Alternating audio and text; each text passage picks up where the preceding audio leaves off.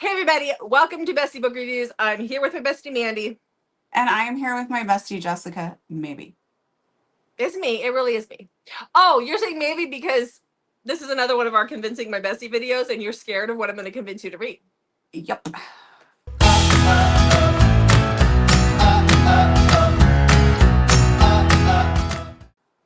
I'm going to be nice to you and I'm going to convince you to read post-apocalyptic romances. What was that? Post-apocalyptic? Mm-hmm. Oh, I thought you said something before it, and I'm like, what kind of post-apocalyptic? Oh, okay. No, I've got six? How many do I normally do? Six. I feel like you just want me to be nervous for like ever waiting because you keep teasing Omegaverse and Alien and White Shoes stuff, and then you just keep not doing it. Well, I mean, you know. So I have a handful of these post-apocalyptic ones. I think I've actually got one, two, Are they like three. post-apocalyptic Omegaverse? No. I did get 7 of them. Because there's a couple that are from Claire Kent. But they can be read as standalones, and she does a post-apocalyptic well. And I didn't know which one you would like, so I did grab a couple of hers. So we're just going to talk about all of them. Okay. Okay. Well, so let's get started. So the first one I have for you is this is a series. Like, these are all on audio. I read these last summer and they've stuck with me because, they were ones that I just couldn't put down. We were camping and I just could not stop reading them. So this is Broken World. This is the first book. It's by Kate L. Mary. Again, it has audio. It's about Vivian and Axel. So Vivian is trying to get to California from the Midwest to see her daughter before the world ends. Like, they're told the world ends. It's basically a zombie type apocalypse. And she's trying to get to her daughter's daughter. She'd given her daughter up for adoption, so she doesn't have custody of her, but she wants to see her because everybody's getting sick and then they're turning into zombies and they're dying. Like 70% of the world is gone at this point. So as she's traveling, her car breaks down and she has these 2 redneck guys pull over to help her. One of them is like the ultimate redneck, and the other one is his slightly younger but taller and way more handsome brother. And so she has to trust them, and they go on this road trip to California. Nobody's safe. They pick up people along the way. Things happen. Nobody is safe in this book. So I'm just going to leave it at that. There is like 7 books. You can just read the first one. If you want to go forward, then you can go for it. But this is quite the series. So there's the first one. It's all good. It's okay. All right. So then the next book I have is one of these Claire Kent books that I've talked about. So this is Princess. This is the second book in her Kindle series. I don't think you have to read the other books before you read this one. There is a set later on in the series we have to read them in order, but otherwise you can read these as standalones. There is audio out for these now where there wasn't when I was reading them. So this is about Olivia and Grant. This is like kind of like a bodyguard situation. So Olivia is in her last year of school when the asteroid hits the Earth. Her dad is high up in the government, and so they find out that there is an asteroid coming before anybody else knows what's happening. And so her dad sends Grant, who is this military guy, to come and get her from her private school and to bring her to this bunker where he has bought them a place in this bunker. And so that is what happens. He comes and gets her and he takes her underground to this bunker. Well, then we fast forward a couple of years. We see that things have changed. Things have not turned out the way they wanted, but there's an attraction between the 2 of them. But Grant promised her dad he would never touch her, that he would never cross those boundaries with her. But now she's an adult. And her dad isn't there anymore. So what do you think is going to happen there? Nothing. He's going to stick to his convictions. Yeah, right. It's the apocalypse. Nobody sticks to their convictions. It's all good. Okay, so the next book I have for you is one of my favorites from this year, and that is Juniper Unraveling by Carrie Lake. There is not audio for these ones. Just so you know, I know we've got a quick turnaround for you. So this is about Danny and Ren, those are both heroines, and then Six. So when the book starts out, we know that people have gotten sick and they are dying, and it's been a couple of years. I mean, more than a couple of years. It's been, since Danny was a little girl, the apocalypse situation happened. It's kind of zombie-ish. And now she's 14, and they know that, so all the people live in what they call a hive, right? The survivors live in these little hives where they live with other survivors. She is living in a hive with her parents. There is a group of guys that'll come in, they're dressed all in black, and they come and they take the boys. And in the beginning of this book, her mom is cutting her hair, and she is saying it over and over again, they only take the boys. She has a little brother who is, I think he's 3, with a twin sister. And so her mom knows that what's going to happen is these guys are going to break into the house because they're coming. They're going to kill her, and they're going to take who they believe to be boys, and then not the daughter. And so this is the one child that she can save. And so she cuts all of Danny's hair off. Danny is taken by this group. When she gets there, she is separated from her brother, but there is a doctor who takes her and says that he needs an assistant, and he has her as his assistant. Then we fast forward a little bit and we see where there is this girl who is the daughter of a doctor in this town that is next door. It's like a walled off town, and it's next door to this compound that has where they do all these medical experiments.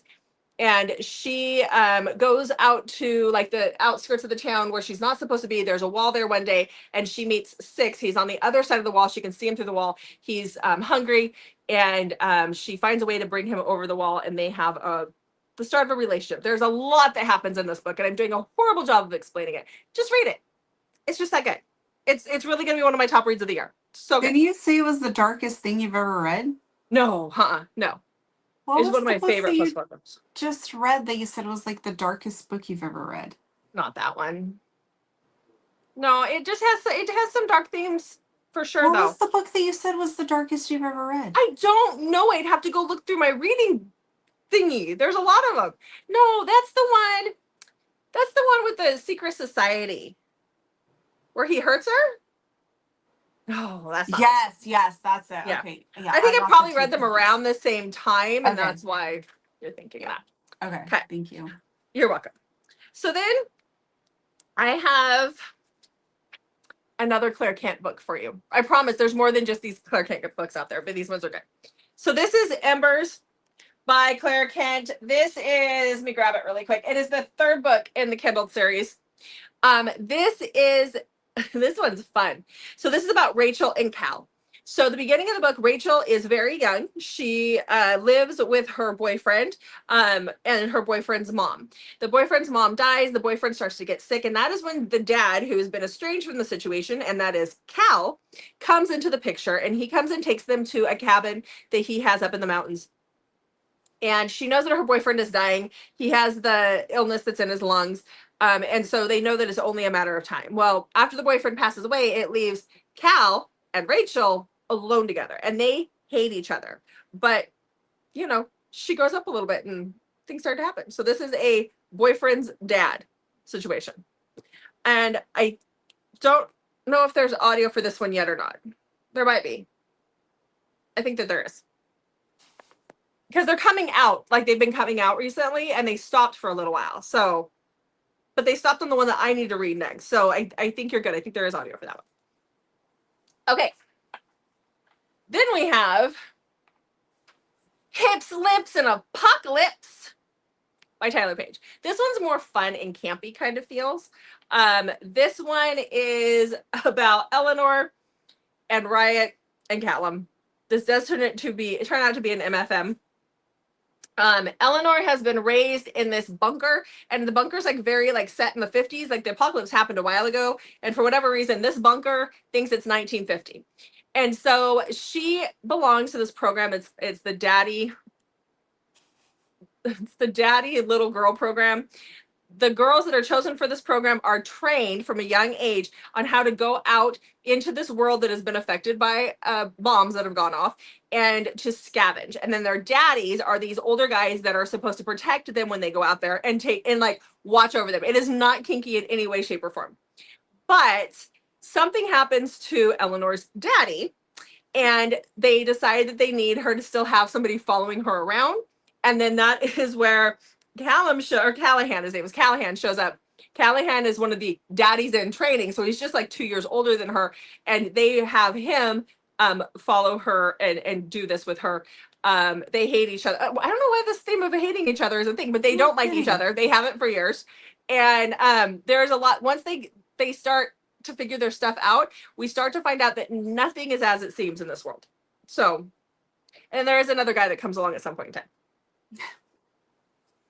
There is. I can't tell you about him because it'll give too much away. So, okay.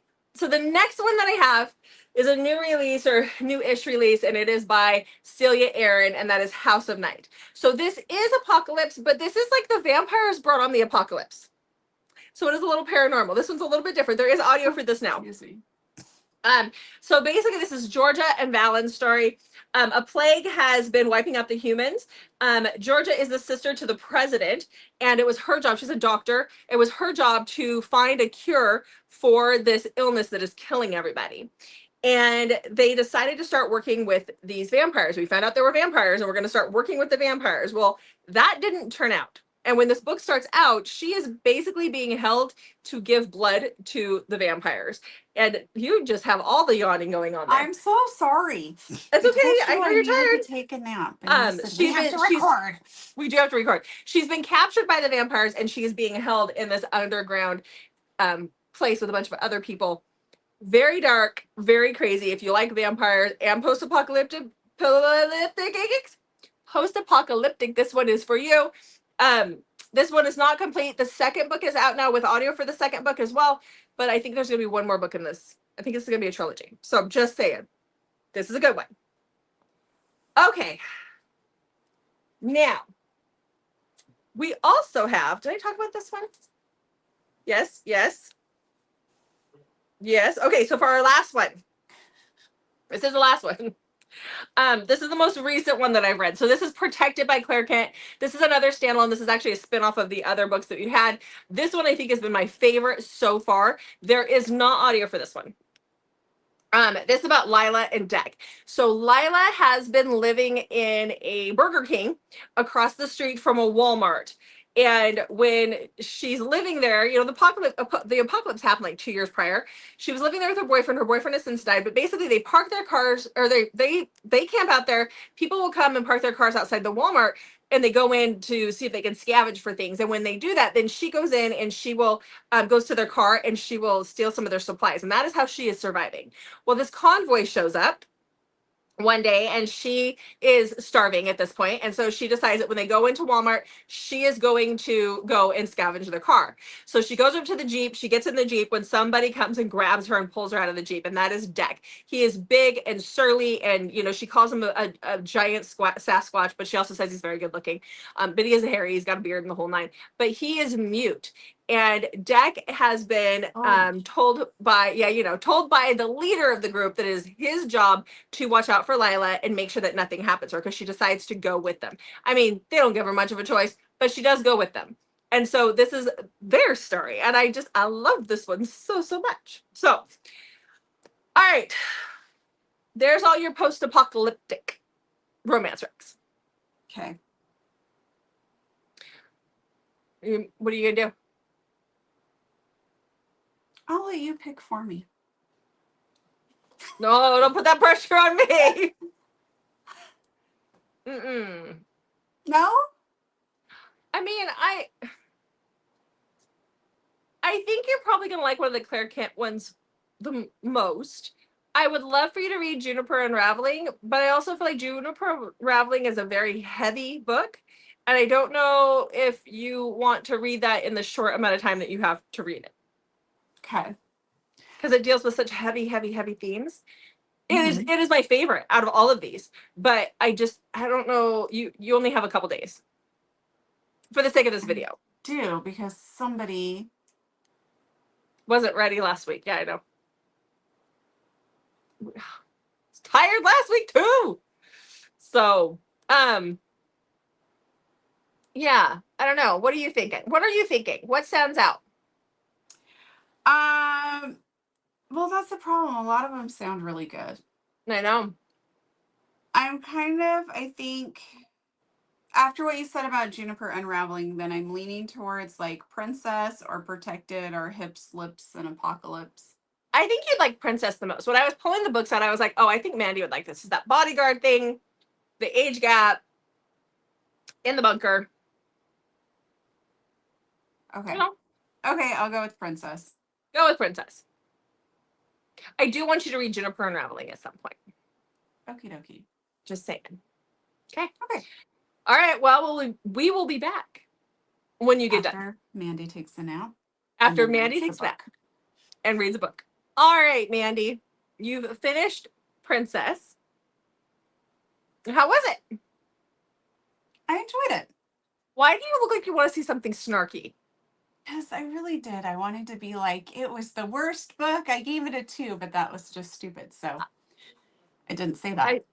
I thought you were going to be snarky about my eyeball and the whole, it's post-apocalyptic and apparently I have something going on here. So, yeah.